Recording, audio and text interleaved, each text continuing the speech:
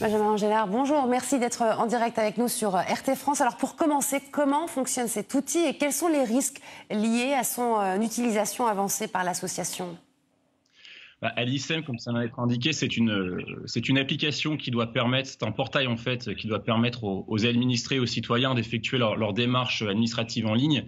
Et ça doit fonctionner de la manière suivante, c'est-à-dire que chaque citoyen se connecte dans un premier temps sur l'application avec une pièce d'identité et doit enregistrer son visage dans l'application.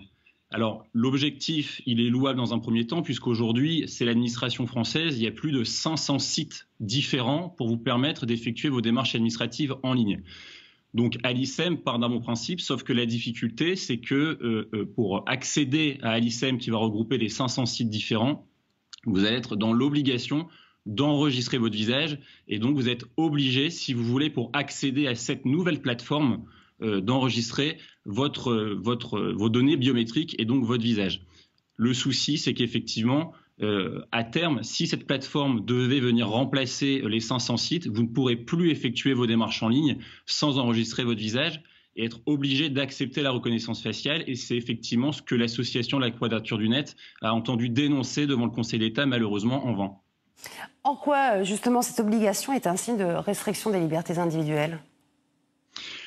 C'est un débat à la fois éthique et juridique. Pourquoi est-ce que c'est un signe de restriction des libertés individuelles? En premier lieu, parce que si dans 2-3 ans, à 2025, si à l'horizon 2025, il n'y a plus que Alicem qui remplace les 500 sites, c'est-à-dire que vous ne pourrez plus effectuer vos démarches en ligne sans donner les informations relatives à votre visage. Donc, d'une part, il y a un risque de société orwellienne, clairement, puisque l'ensemble des 66 millions de Français qui souhaiteront mettre en place en fait leur démarche administrative seront obligés d'accéder à cette demande de reconnaissance faciale. Il y aura peut-être plus d'alternatives.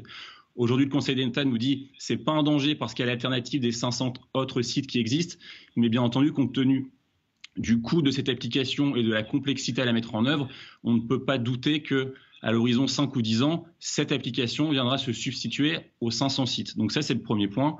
L'autre difficulté, la CNIL a clairement pointé du doigt le durée de conservation des données, puisque la CNIL a demandé à ce que les données de reconnaissance faciale, donc les données biométriques des administrés français, donc des Français, soient conservées pendant une durée de 6 mois maximum, là où le gouvernement a décidé de tabler sur 6 ans. Donc c'est une durée de conservation qui est 12 fois supérieure aux recommandations.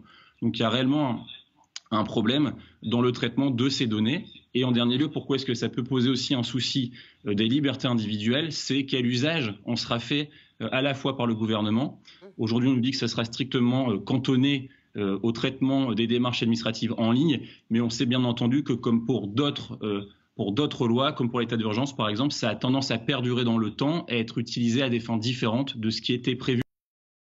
Oui, en tant qu'avocat, est de nature à nous inquiéter.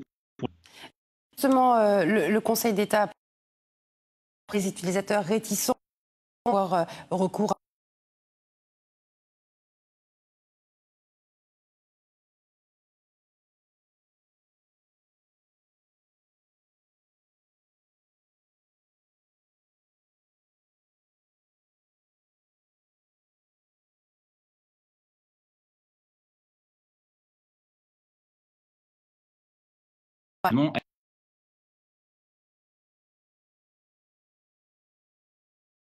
C'est même pas un moyen terme, c'est l'identifiant.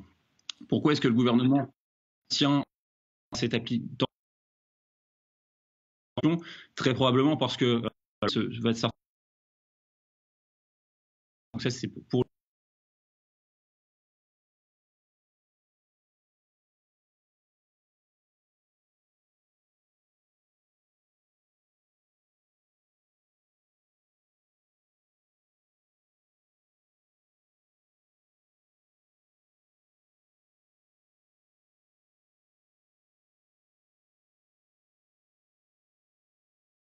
la pierre, effectivement, pour les